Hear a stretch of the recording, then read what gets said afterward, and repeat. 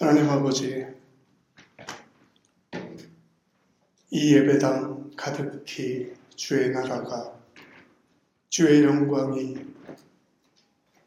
가득하여 우리 마음속에 감사와 기쁨이 넘침을 고백합니다. 하나님 아버지, 오늘도 눈을 뜨니 새 하늘과 새 땅을 주셨습니다. 교회로 향하는 차 속에서 당신이 펼쳐 보이신 붉고 노랗게 물드는 나무숲을 보았습니다. 청명한 호수도 푸른 하늘도 보았습니다. 교회 안에 가득한 아이들의 웃음소리, 어른들의 환한 미소가 너무나 아름다운 아침이었습니다. 주님이 주신 기적 같은 풍경들을 눈으로 바라보고 어디에서도 따라할 수 없고 들을 수 없는 벅찬 찬양을 마음껏 불렀습니다.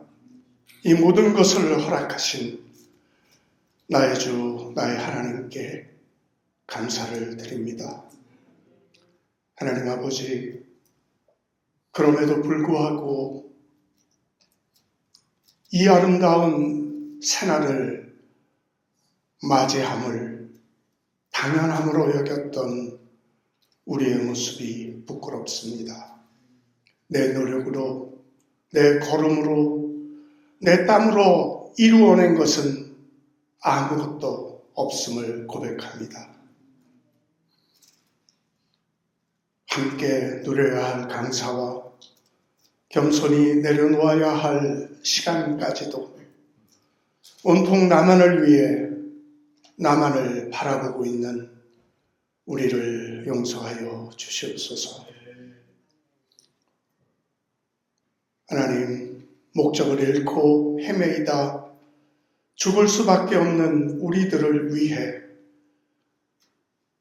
물과 피를 다 쏟으신 주님의 십자가가 그리워 당신 앞에 엎드립니다.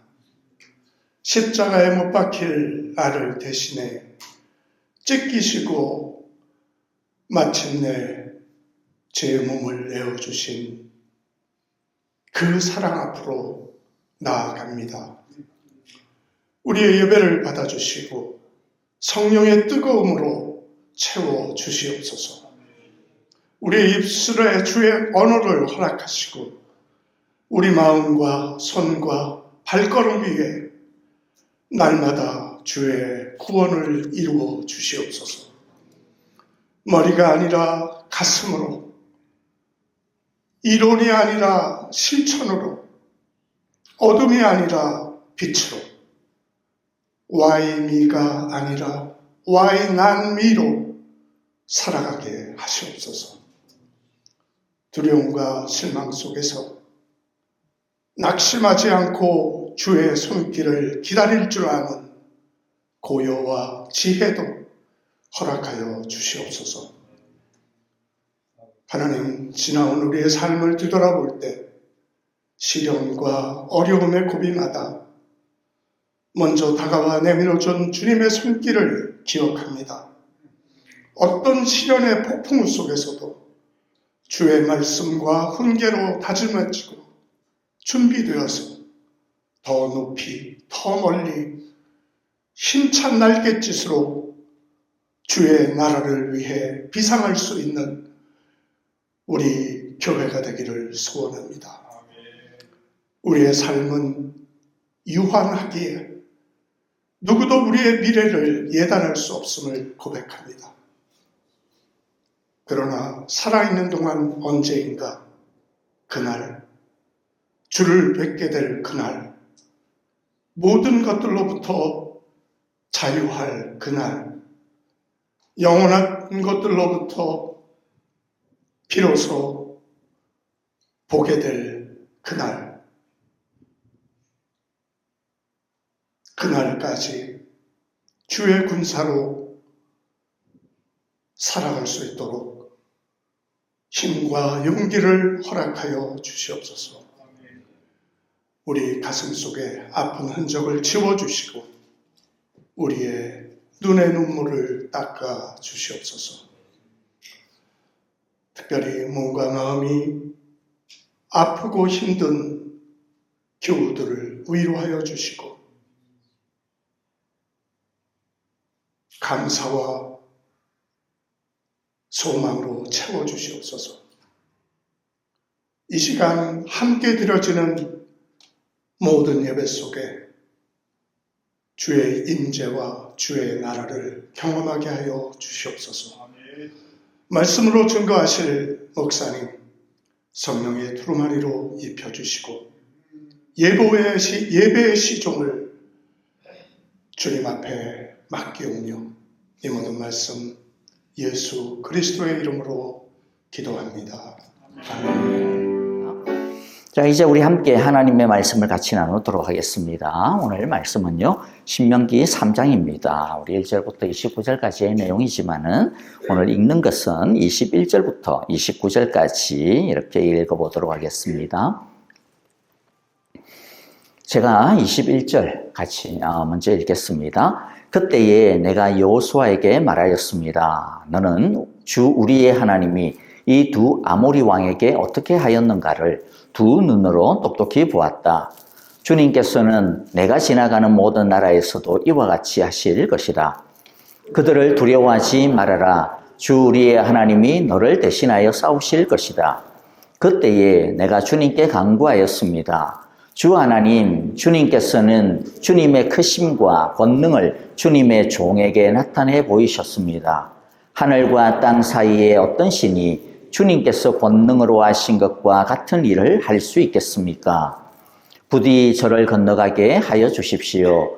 그래서 요단 저쪽 아름다운 땅과 아름다운 산과 레바논을 보게 하여 주십시오. 그러나 주님께서는 당신들 때문에 나에게 진노하셔서 나의 간구를 들어주지 않으셨습니다.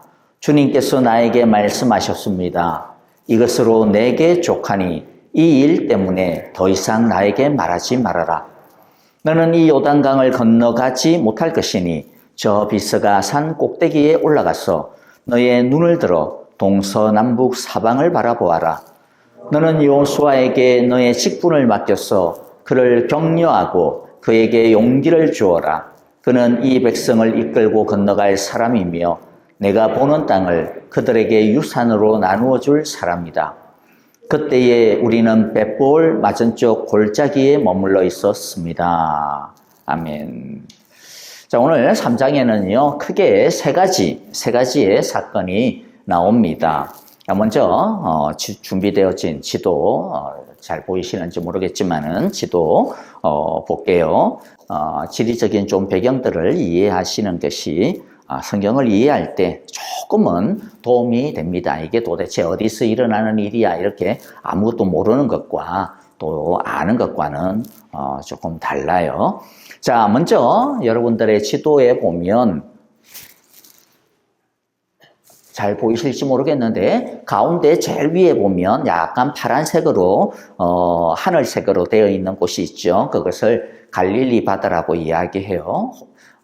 갈릴리 호수. 그 다음에 중간에 또 중간 아래쪽에 보면 또 이제 좀 파란색으로 약간 하늘색으로 조금 더 긴 그런 곳이 있죠. 그것을 우리가 사해라고 합니다. 여러분들 사해 알죠? 그냥 누워 있어도 둥둥둥둥 뜨는 그러한 호수죠. 그래서 거기에 미네랄이 아주 풍부한 그런 진흙이 있습니다. 그래서 그것으로 만든 비누가 아주 그냥 몸에 좋다라고 뭐 이야기하더라고요. 뭐 저는 안 가봐서 모르겠습니다만은 하여간 혹시라도 뭐 성지순례 이스라엘 지금은 전쟁 때문에 가기는 어렵겠지만은 가시게 되거나 그러면 거기 가서 꼭 사해 비누 꼭 사오세요. 자, 어쨌든 사해 그리고 그 두 개를 갖다가 이제 가운데 보면 하늘색으로 된 약간 가느다란 선이 있습니다. 가운데를 관통하는 그것을 요단강이라고 이야기합니다. 자, 일단 그 두 개를 갖다가 알아두시고요. 자, 사해 아래쪽 부분 보면 파란색 제일 아래쪽 가운데 부분 보면 이제 가운데 그것이 1장의 배경이 되어졌던 아라바 광야입니다. 아라바 지역이고요. 에돔은 그러면 어디냐? 에돔은 거기 사해 쪽으로 보면 아래쪽이에요. 사해 아래쪽 남쪽. 요즘으로 따지면 요르단이라고 하는 나라입니다. 자, 에돔이 거기고요. 모압이라고 하는 나라는 사해의 바로 오른쪽이에요. 그냥 바로 오른쪽. 그 전체가 모압입니다.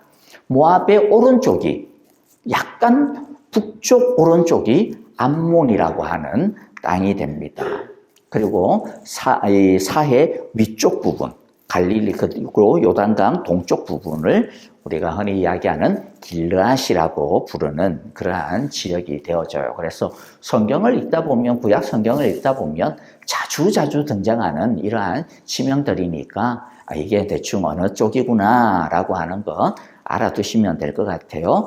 에돔이 제일 아래쪽, 사해 아래쪽. 모압은 어디라고요? 사해 동쪽. 암몬은 어디라고요? 모압의 또 오른쪽. 그렇게 이해를 하시면 되어질 것 같습니다. 자, 오늘 3장으로 이제 넘어오면요. 이제 3장으로 등복하기 전에 2장의 후반부 부분에는 어떤 일이 있었느냐면 헤스본이라고 하는 나라하고 전쟁을 벌였습니다. 전쟁을 벌였어요. 그렇죠? 거기 빨간 글씨로 적어놨어요. 헤스본이라고 하는 거. 저 나라하고 전쟁을 벌였습니다. 그 헤스본이라고 하는 거 위에 보면 길르앗이라고 이렇게 적어놨죠. 까만 글씨로. 저 지역이 길르앗이에요. 저 지역이 길르앗입니다.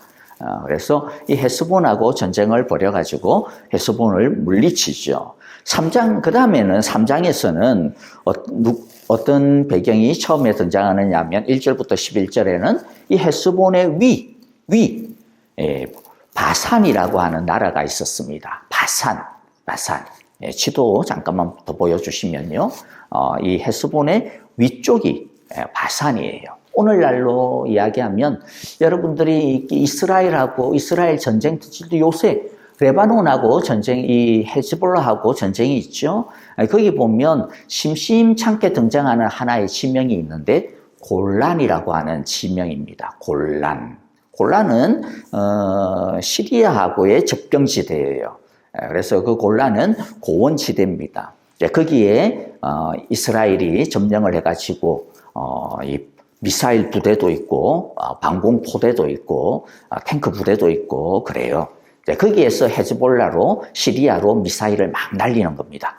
그리고 또 막 이 포도 막 쏘는 거예요. 자, 거기가 골란 지역인데 그 골란을 옛날에는 바산이다 그렇게 불렀습니다. 그래서 그 바산과 옥이라고 하는 임금하고 그 바산 왕의 이름이 옥이었어요. 옥경이가 아니고 옥입니다.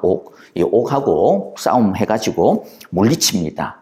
그 다음에 이제 두 번째는요, 오늘 12절부터 20절까지는 어떤 내용이냐면, 아까 이야기했죠, 이 점령한 이 바산, 골란 지역하고, 그 다음에 헤스본 지역, 즉, 길르앗 지역, 이 지역을 땅을 나누어요.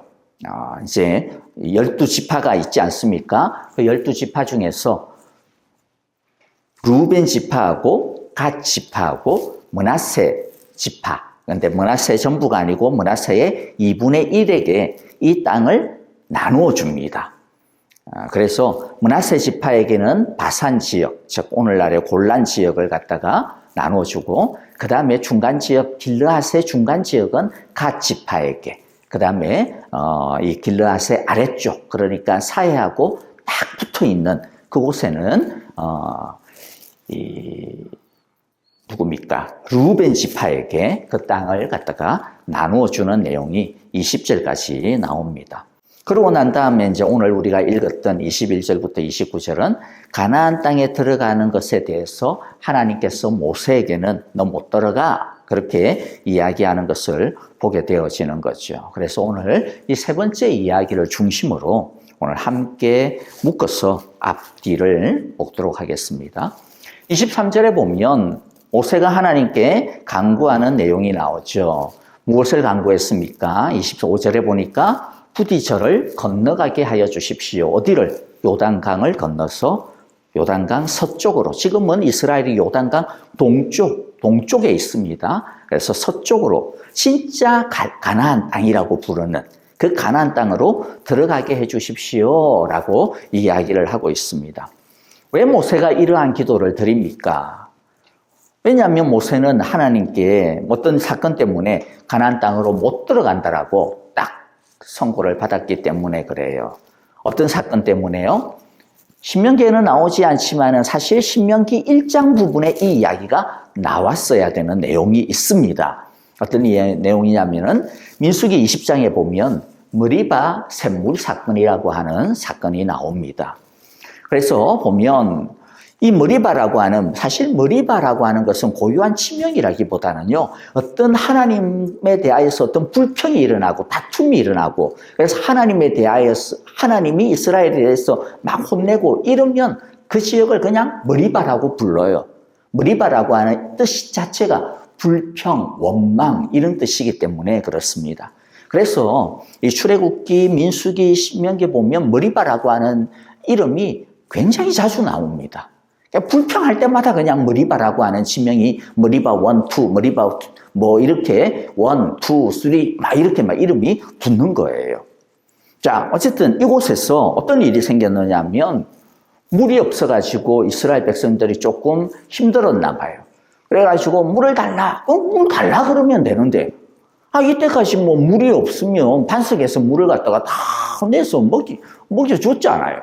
그럼 물을 그냥 주십시오. 하나님 좀 주세요. 이러면 되는데, 얘네들이 뭐가 좀 기분이 나빴는지 성질을 막 부린 것 같아요. 그래가지고 아주 심하게 하나님에 대하여 불평을 하면서 물을 달라고 그렇게 했습니다. 그러자 모세가 좀 화가 많이 난 것 같아요.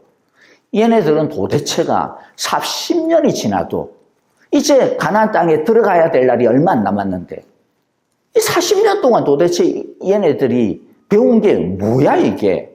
왜 아직도 이렇게 원망하지? 물 때문에. 그러면서 10절에 뭐라고 이야기해요? 반역자들은 들으시오. 우리가 이 바위에서 당신들이 마실 물을 나오게 하리오. 막 이러면서 바위를 갖다가 막 두 번 막 성질을 내면서 팍 쳐버렸습니다.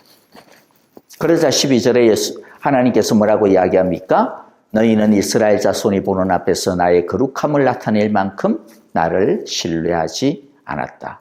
그러므로 너희는, 여기서 너희는 아론과 모세를 이야기합니다. 너희는 내가 이 총회에게, 즉 이스라엘 전부에게, 즉 이스라엘에게 주기로 한 그 땅으로, 즉 가나안 땅으로 그들을 데리고 가지 못할 것이다.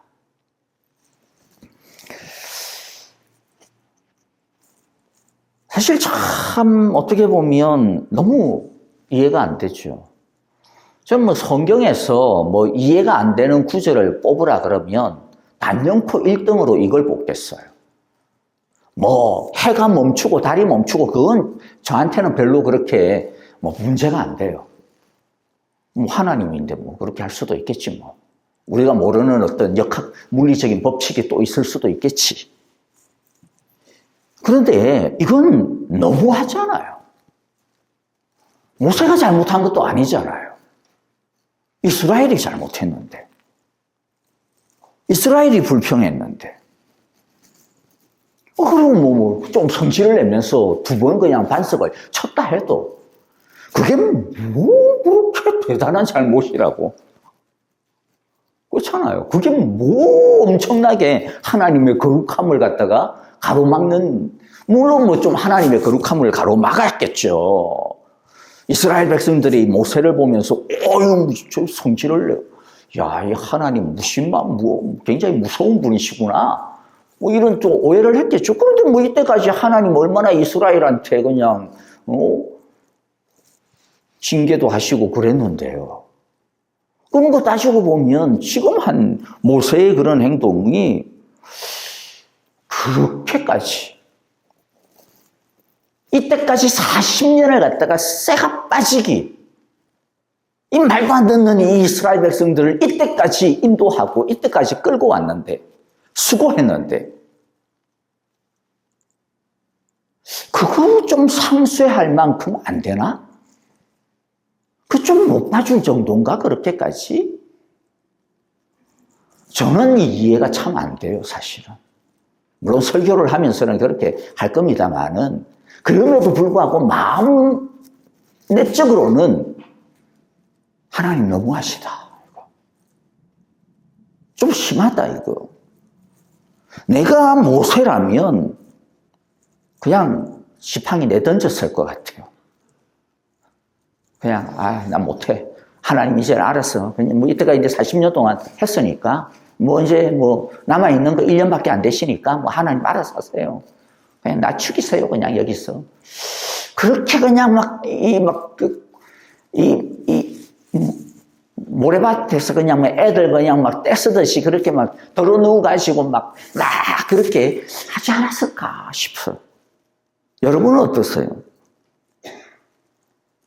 아무리 모세라도 이스라엘 백성에 대해서나 또 자기 자신에 대해서나 조금만 참을 걸.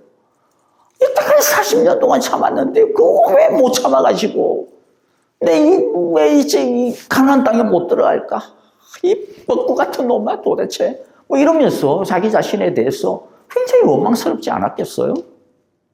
하나님에 대해서도 얼마나 맥이 빠지고 억울하고 분하고 원통했겠습니까? 그런데 여러분들, 이런 모세의 기도에 대해서, 이런 모세의 마음에 대해서 하나님께서 26절에 뭐라고 이야기했습니까? 또다시 기도했던 거거든요. 아마도 이 뭐 한 몇 달 지나지 않았을 거예요. 한 두어 달 지났을 것 같은데 그 사이에 모세는 아침마다 어떻게 보면 이 기도 드리지 않았겠습니까? 하나님, 한 번만 좀 이스라엘 백성 40년 동안 봐줬는데 나한테 딱 한 번만 좀 기회를 주세요. 한 번만 좀 봐주세요. 그런데 26절에서 하나님께서 뭐라고 이야기합니까? 그 기도 들어주지 않았습니다. 그리고 24절에서 그렇게 기도할 때 주님께서 나에게 말씀하셨습니다. 이것으로 내게 족하니 이 일 때문에 더 이상 나에게 말하지 마라. 너무 단호하셔요. 이제는 더 이상 말하지 마. 안 돼. 안 돼. 그리고 27절에서 하나님은 모세에게 비스가산 꼭대기에 올라가서 가나안 땅을 바라봐라. 이게 내가 너에게 주는 축복이다. 이것이 내가 너에게 주는 마지막이다. 자, 비스가산이 어디쯤인지는 좀 알고 가야죠. 뭐 자주 비스가산 뭐 이러는데, 비스가산이라고도 하고 어떤 곳은 느보산이라고도 불러요. 느보산. 왜 두 산이 그럼 다르냐? 같아요. 같습니다. 그냥 비스가산은요, 넓은, 뭐 예를 들어서 여러분들, 한국에 설악산이 있죠. 설악산. 우리는 그 설악산을 그냥 설악산이라 그래요. 근데 설악산이라고 하는 봉우리가 있느냐면 설악산이라고 하는 봉우리는 없어요. 설악산 안에 많은 봉우리가 있습니다. 제일 꼭대기 제일 높은 게 대청봉, 중청, 소청, 귀때기청, 뭐 그다음에 안산, 뭐 황천, 뭐 그다음에 뭐 전봉, 하여튼 무기부시한 뭐 일익실호봉, 범봉 뭐 이런 산들이 막 있어요. 그게 다 뭐냐면 설악산에 붙어 있는 봉우리들입니다. 그러니까 느보산은 뭐냐면 비스가산이라고 하는 이 큰 산에 붙어 있는 한 봉우리를, 제일 높은 봉우리를 느보산, 느보봉이라고 하는 거죠. 그러니까 비스가산은 넓은 산이에요. 그래서 똑같아요.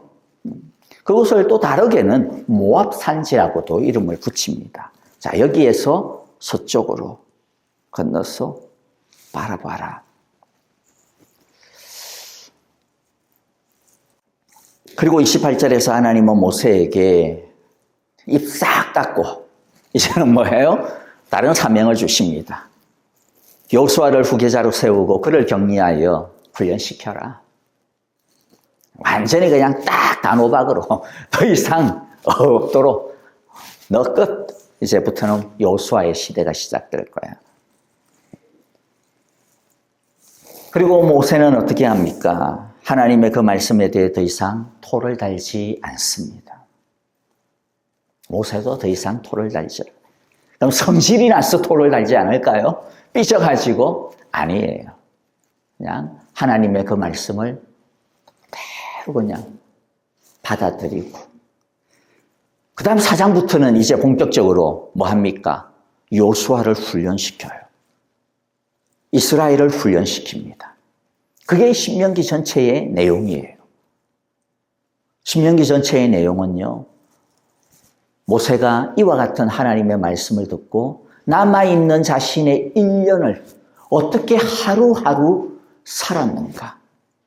그야말로 족한 줄을 알고 이만하면 됐어. 하나님이 그랬죠. 이만하면 됐어. 그만해. 이만하면 족한 거야. 너에게 충분해.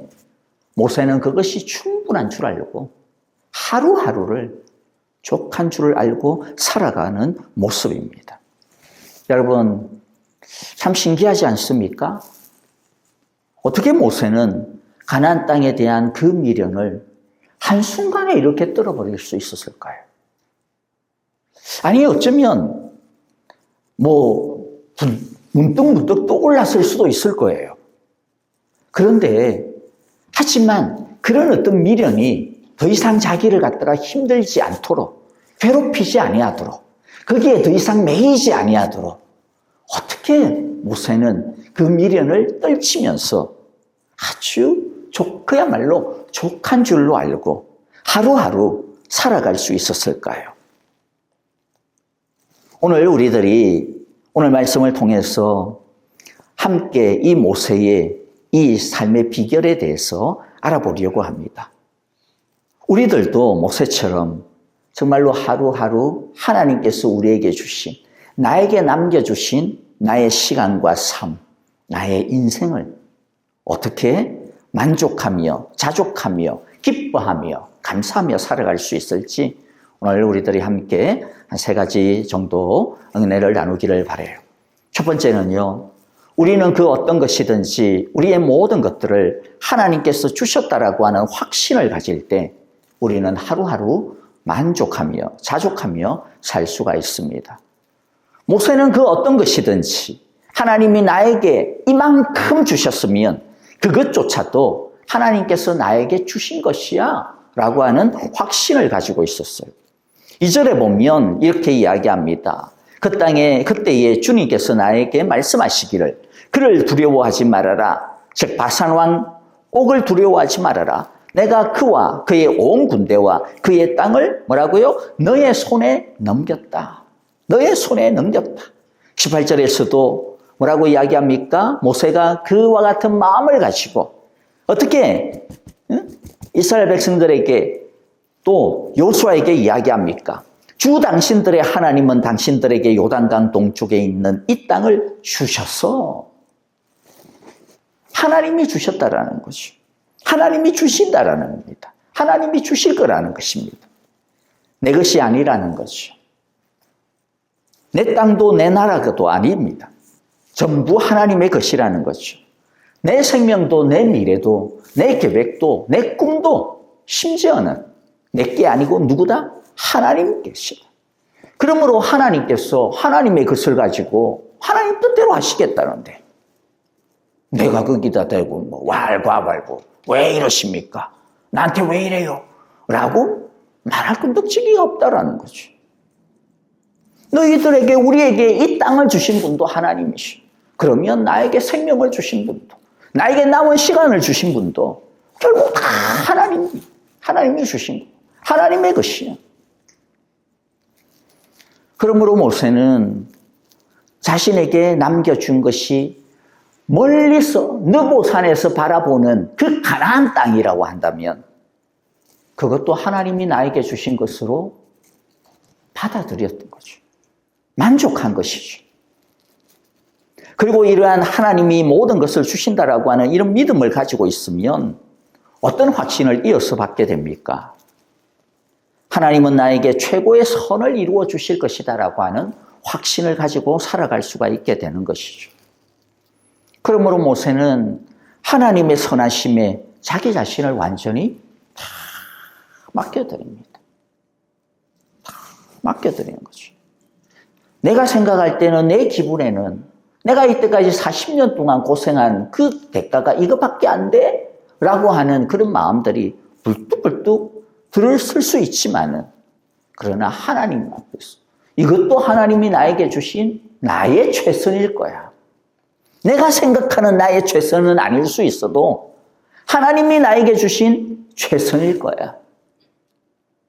그것을 모세는 온전히 맡길 수 있었던 것이죠. 욥기 1장 20절 21절에 보면 욥도 이러한 상황들이 있었죠. 자기가 가진 모든 재산, 심지어는 자기의 아들, 딸들이 모두 하루 한날에 다 죽었습니다. 우리가 만일 그와 같은 일을 당한다면 어떻겠어요? 내가 평생을 걸쳐가지고 쌓아 올린 나의 모든 재산이 내가 40대, 50대, 50대쯤 되어서라도 망했으면 그래도 아직까지는 힘이 있으니까 어떻게 해볼 것 같다 생각이 들 텐데 만일 70, 80이 돼가지고 완전히 쫄딱 망해버렸다 칩시다. 거기다가 자식들도 다 죽어버렸다 칩시다. 손자까지도. 어떨까요? 그런데 이때 욥은 어떻게 합니까? 슬퍼합니다. 겉옷을 찢습니다. 머리털을 밉니다. 얼마나 슬프고 기가 막혔으면 이렇게 했겠어요. 하지만 그런 21절에 뭐라고 이야기합니까? 그 슬픈 가운데서도 어떤 믿음이 있습니까? 하나님께 이렇게 기도해요. 모태에서 내가 빈손으로 태어났으니 죽을 때도 빈손으로 돌아가는 거 당연합니다. 왜냐하면 내 것이 하나도 없기 때문입니다.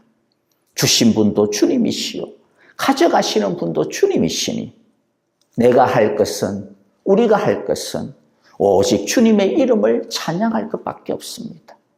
주님의 선하심을 믿을 것밖에 없습니다. 어떻게 이렇게 믿을 수가 있습니까? 하나님이 나의 모든 것을 주셨다. 하나님이 나의 모든 것을 주신다. 하나님이 나의 모든 것을 주실 것이다 라고 하는 것을 믿었기 때문이죠. 두 번째, 하나님께서 우리에게 결국에는 완전한 선을 이루어 주신다는 것을 확신할 때 우리는 하루하루 자족하며 살 수가 있어요. 방금 우리가 살펴보았던 것과 더불어서 20절에 보면요. 주님께서 당신들과 마찬가지로 당신들의 동기들에게도 편히 쉴 곳을 주실 것이니 그들이 주 당신들의 하나님이 요단강 서쪽에 마련하여 주신 땅을 차지한 다음에라야 당신들은 제각기 내가 당신들에게 준 이 땅으로 돌아올 수 있습니다. 모세가 확신하고 있는 것은 무엇입니까?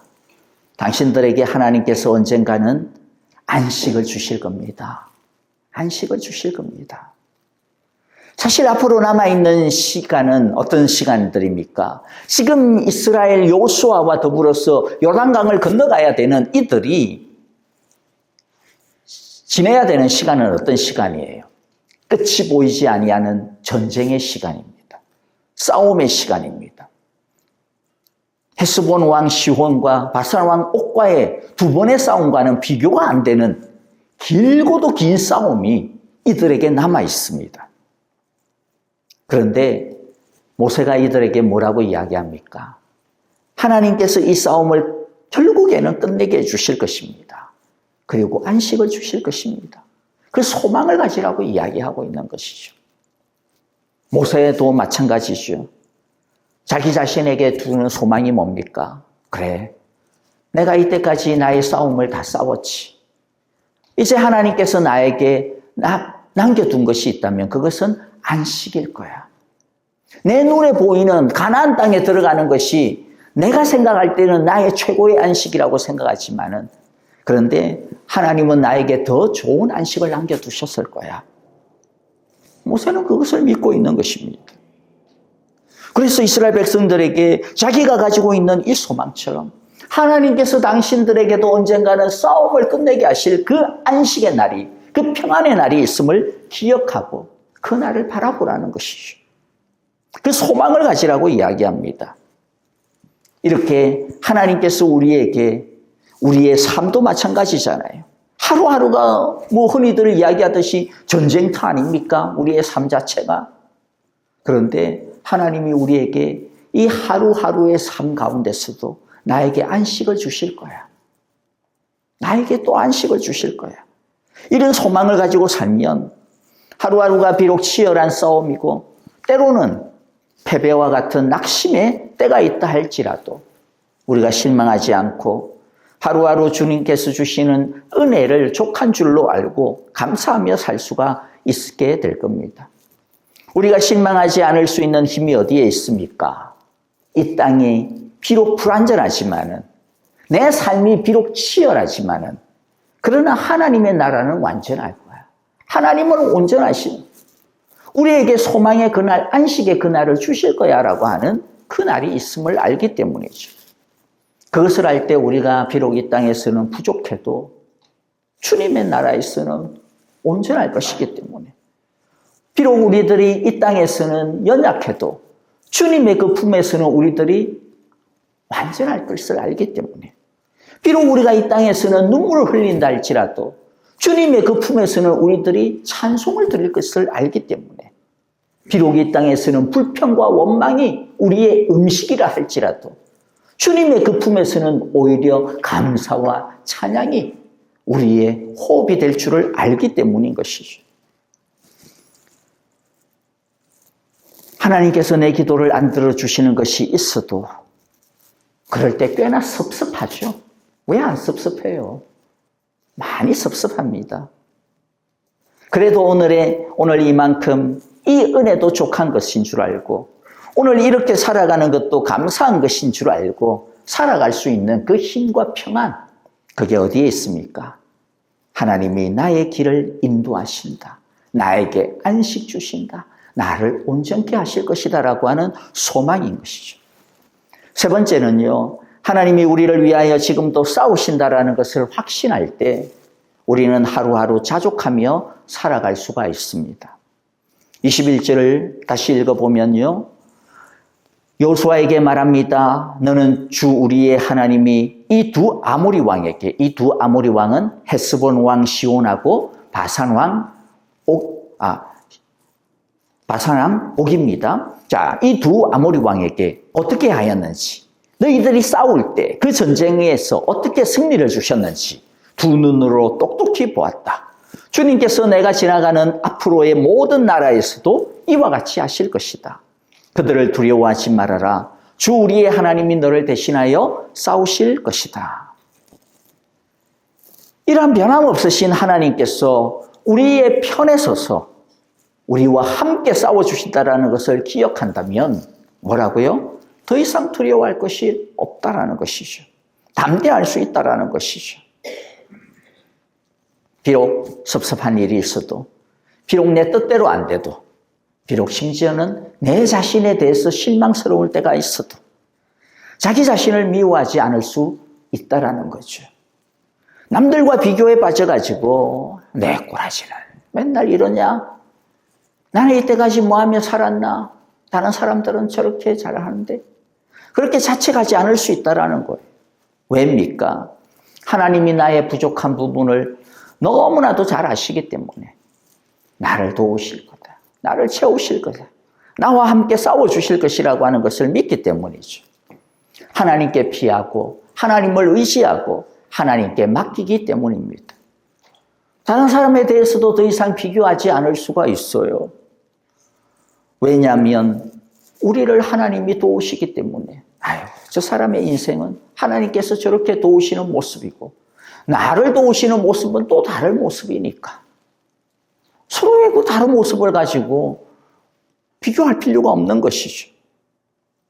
지금 어떤 때는 하나님이 답답하고 하나님이 실망스러울 때도 있을 겁니다. 하지만 하나님이 나를 위해서 싸우신다라는 것을 믿는 사람은 다시 하나님을 신뢰하고 의지하며 일어서게 되어질 것입니다. 이 믿음을 잃어버리지 않으려면 뭐가 필요할까요? 하나님이 나와 함께 하시고 나와 싸우신다. 나와 계속해서 같이 동행하고 나를 지키시며 나를 이끄시며 가신다라고 하는 이 믿음을 잃어버리지 않으려면 어떻게 해야 될까요? 맨날 설교에서는 하나님이 함께 하신다 그러는데 맨날 우리는 살면서는 자꾸 잊어버리면서 사는데 잊어버리지 않으려면 어떻게 해야 될까요? 21절에서 여호수아에게 모세가 이야기한 것을 잘 기억해야 됩니다. 뭐라고 이야기했어요? 너는 주 우리의 하나님이 이 두 아모리 왕에게 어떻게 하였는가를 뭐라고요? 두 눈으로 똑똑히 보았다. 두 눈으로 똑똑히 보았다. 이 무슨 말입니까? 보고 난 다음에 잊어버린 이거 아니라는 거예요. 보고 난 다음에 어떻게 하라고요? 제가 신명기 1장 첫 시간에 뭐라고 이야기했습니까? 기억해야 된다라고 이야기했어요. 기억해야 된다. 두 눈으로 똑똑히 보았다라고 하는 것은 기억한다라는 거예요. 여러분, 하나님을 경험하는 것만으로는 충분하지 않아요. 여러분, 사람들, 우리 삶을 안 보세요. 우리 이때까지 인생을 살아가면서 얼마나 많은 일들을 경험했습니까? 얼마나 많은 일들을 겪어왔습니까? 근데 그 겪었던 거, 그 경험들이 뭐가 남아있습니까? 얼마나 남아있습니까? 그 겪었던 거, 그 경험한 것들이 여러분들의 인생을 어떻게 바꾸어 놓았습니까? 어떤 분은 90년, 80년, 70년, 60년, 50년, 40년을 살면서 많은 것들을 겪어왔는데 그 겪은 것이 여러분들의 인생에 어떤 도움이 되었어요? 아마 별로 없을 겁니다. 수천일 동안 경험한 그 날들이 있었는데 그 중에서 떠오르는 것은 별로 없을 거예요. 여러분들의 인생을 완전히 바꾸어놓은 터닝 포인트의 인생, 삶은 불과 5손가락 안에 뽑을 수 있을 거예요. 아니, 왜 그럴까요? 그렇게 수천 개의 삶을 갖다가 살았는데 왜 내 인생에는 불과 5손가락밖에 안 남는 그런 것밖에 없을까요? 여러분, 이게 많이 남아있는 사람일수록 삶을 잘 사는 거예요. 여러분, 경험한 것이 내가 뭘 경험했고, 내가 뭘 어떤 것을 갖다가 살아봤고, 체험했고, 먹어봤고, 어떻게 가봤고, 아무 소용없어요. 우리 애들요, 어렸을 때 그 바쁘고 없는 돈에, 빚은 낸 건 아니지만, 어쨌든, 그냥, 뉴욕도 가고, 보스턴도 가고, 보스턴은 좀 커서 갔으니까 기억은 합디다만은, 그 다음에 올랜도 하나도 기억을 못 해요. 갔다 온지조차도 몰라요. 돈을 헛썼구나.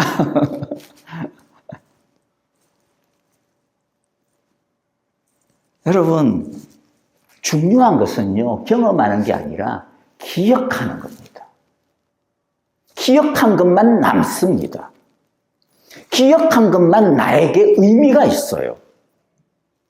기억되어진 것만이 나를 바꿉니다.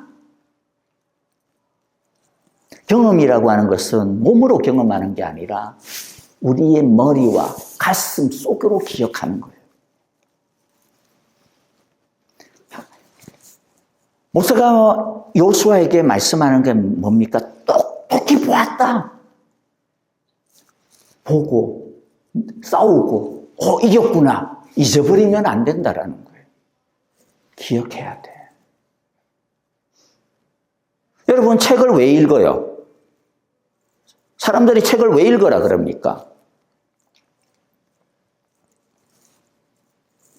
이렇게 물으면 뭐라고 말할 것이 별로 없을 테니까 저도 별로 할 말이 없어서 그냥 찾아봤더니 이런 글이 있어서 여러분들에게 소개합니다.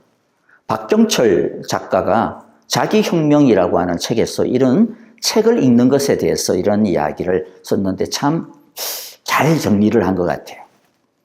이렇게 이야기했습니다. 내가 한 권의 책을 제대로 읽으면 작가의 일생을 통해서 얻은 지식을 나는 단 한 권의 책을 통해 얻어갈 수 있다. 그래서 좋은 책 100권을 읽었다는 것은 100명의 사람이 평생을 거쳐 얻은 지적 성과물을 얻는다는 것이고 1000권의 책을 읽었다는 것은 1000명의 삶과 생각을 내가 받아들였다는 것이니까 독서가 얼마나 중요한지는 더할 나위 없다. 이 말이 참 좋죠. 그런데 여러분들 책을 많이 읽었을 텐데 그 책들이 여러분들의 삶에 있어서 어떻습니까? 남아있는 게 있습니까? 인생의 책 몇 권 이렇게 가지고 한번 쭉 적어보라 그러면 리스트를 얼마만큼 적을 수 있겠어요? 영화도 많이 보셨을 텐데 드라마도 뭔가 남아있는 게 있다면 리스트를 한번 적어본다면 뭐가 남아있겠어요? 근데 왜 우리에게는 남아있지 않을까요? 박경철 작가가 그것에 대해서 또 이렇게 적습니다. 한 사람이 책을 써서 그것을 다른 사람에게 내놓을 때는 자기가 가지고 있는 것을 다 짜낸다. 그래서 책을 읽을 때는 꼭꼭 씹어서 읽어야 한다. 책을 읽을 때는 어떻게 해요? 꼭꼭 씹어서 읽어야 한다. 작가이기 때문에 문학적으로 표현을 했네요. 자, 이게 우리에게 문제죠. 여러분, 성경도 마찬가지입니다. 성경책이 우리에게 여러 가지 의미가 있겠지만은 중요한 의미는요, 그 성경책 안에 하나님의 인생과, 하나님의 인생은 아닌데, 하나님의 신생이라고 그래야 되나요? 하나님의 신적 삶과 하나님의 경험과 하나님의 생각과 하나님의 역사가 다 녹아져 있어요. 그 성경책에는 그 하나님을 만났던 수많은 사람들의 인생과 경험, 그리고 그 시대를 살아갔던 역사의 경험이 녹아져 있습니다. 우리가 그 성경책을 읽을 때 그들의 경험이 우리의 경험이 되는 거예요. 모세의 경험이 나의 경험이 되는 거예요. 요수아의 경험이 나의 경험이 되는 거예요. 아브라함의 경험이 나의 경험이 되는 거예요. 다윗의 경험이 나의 경험이 되는 거예요. 바울의 경험이 나의 경험이 되는 거예요. 그렇게 성경을 읽어야 그 말씀이 기억이 되는 겁니다. 왜 우리가 성경을 읽는데도 불구하고 그 성경이 우리에게 아무런 의미가 없을까요? 박경철 작가의 말을 빌리면 꼭꼭 씹어서 읽지 않았기 때문이죠. 그냥 읽었기 때문이죠. 그냥 경험한 거예요. 그냥 본 거예요. 그냥 들은 거예요. 그냥 경험한 거예요. 그냥 체험한 거예요. 그냥 지나간 거예요. 살아본 거예요.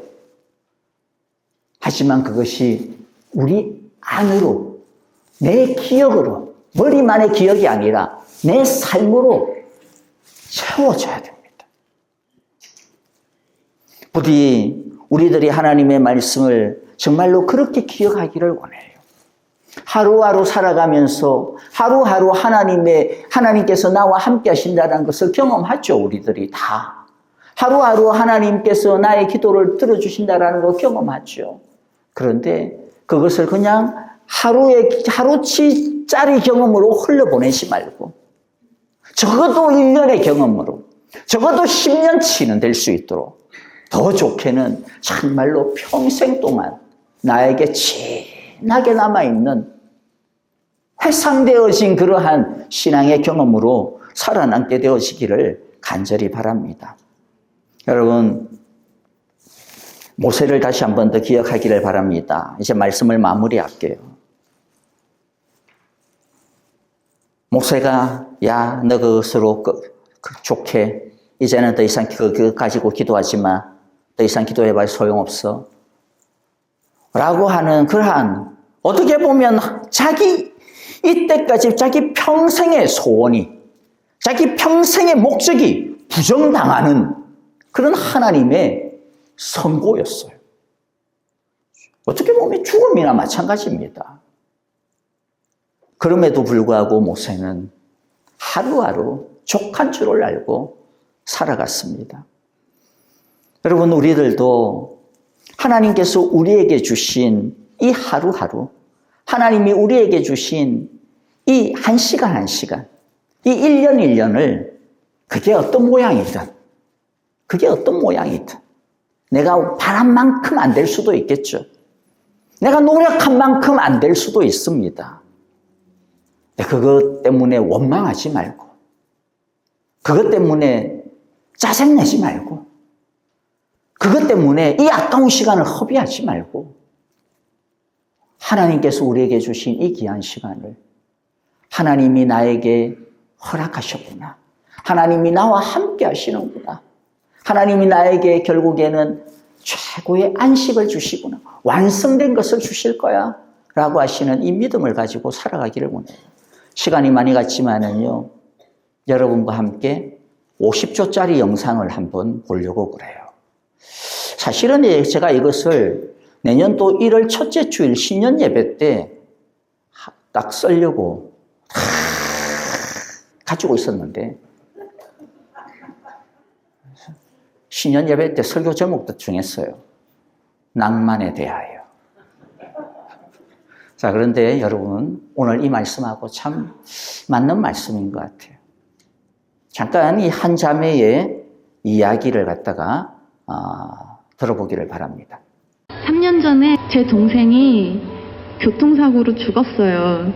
청량리역에서 지하철 공사를 하던 포크레인에 깔려서 즉사했습니다. 그날 아침에 제 운동화를 신고 나가고 언니 나 이거 좀 신고 나갈게. 정말 아무렇지도 않게. 근데 죽었어요. 그런 일을 겪고 나니까 내가 왜 이렇게 고생하면서 돈을 모아야 하고 왜 올지 안 올지 확실하지도 않은 미래를 확신하면서 오늘을 이렇게 고생 살아야 하나. 여러분 내일은 안 올 수도 있어요. 저는 항상 그런 마음으로 살고 있거든요. 낭만적으로 사는 게 뭐죠? 라고 궁금해하시는 분들에게 저는 이렇게 얘기를 드리고 싶어요. 오늘이 나의 마지막 하루라고 생각하고 사는 삶. 이 자매가 이야기하는 바가 뭡니까? 다음을 위해서 또는 아니면 지금 하루를 짜증난다고, 싫다고, 힘들다고, 원망하며, 불평하며, 또는 아니면 내일의 걱정 때문에 오늘 나에게 주어진 하루를 만족하지 못하고, 하나님께서 우리에게 주신 그 하루의 은혜를 생각하지 못하고, 또는 아니면 내일 이렇게 해야지 미루다가 그렇게 살면 너무 슬프다라는 거죠. 하나님께서 우리에게 주신 하루하루면 족합니다. 사실 오늘 아침에도 어떤 일 때문에 약간 제가 막 짜증이 날 뻔했어요. 그런데 이 자매의 이야기가 생각이 나더라고요. 그래,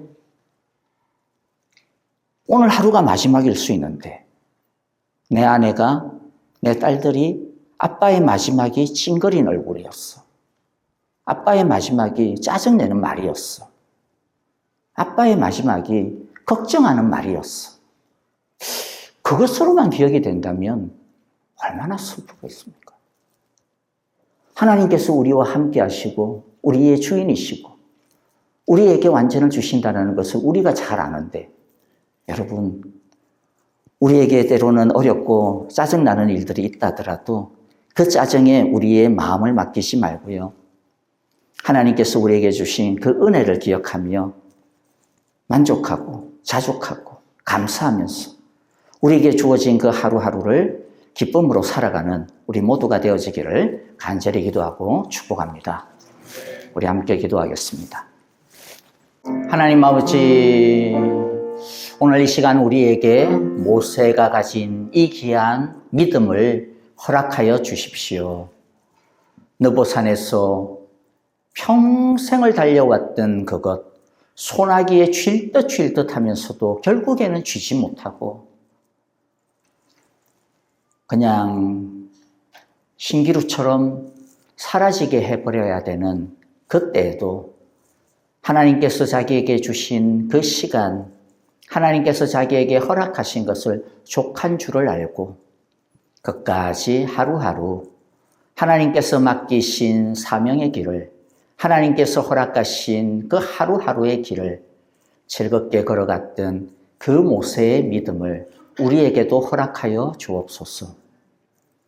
우리 마음 가운데 원망, 불평, 짜증, 안타까움, 아쉬움, 이와 같은 것들이 많이 있지만은 그 모든 것들 우리 주님의 선하심에, 우리 주님의 싸우심에, 우리 주님의 주인 되심에 다 맡겨드리고 주님과 함께 하루하루를, 하나님께서 허락하신 그 하루하루를 족함의 은혜를 가지고, 족함의 감사를 가지고, 믿음을 가지고 주님과 동행하며 걷는 우리 모두가 되게 하여 주옵소서. 예수님 이름으로 기도합니다. 아멘. 이제는 우리 주 예수 그리스도의 크신 은혜와 하나님 아버지의 귀하신 사랑하심과 성령의 귀하고 복된 인도하심, 우리와 함께 하시며 위로해 주시는 그 은사가 이제 하나님께서 나에게 무엇을 주셨든, 얼마만큼을 남기셨든, 어떠한 것을 우리에게 허락하시든 주님께서 우리에게 최선의 것을 주심을 믿고, 하나님이 이것 가운데서도 함께 하심을 믿고, 하나님이 뿐만 아니라 우리를 온전케 하심을 믿고, 주님과 더불어 날마다 하나님이 나에게 맡기신 나의 하루, 나의 몫을, 즐거움을 가지고 믿음을 가지고 주님과 함께 살아가기로 오늘 이 시간 간절하게 기도하며 주님을 바라보는 우리 사랑의 교회 모든 사랑하는 온 성도들과 하나님이 우리에게 주신 귀한 자녀들, 가정들, 우리의 모든 믿음의 걸음걸음들 위해, 모든 삶의 터전들 위해 이제로부터 영원토록 함께 계시기를 축원하옵나이다. 아멘.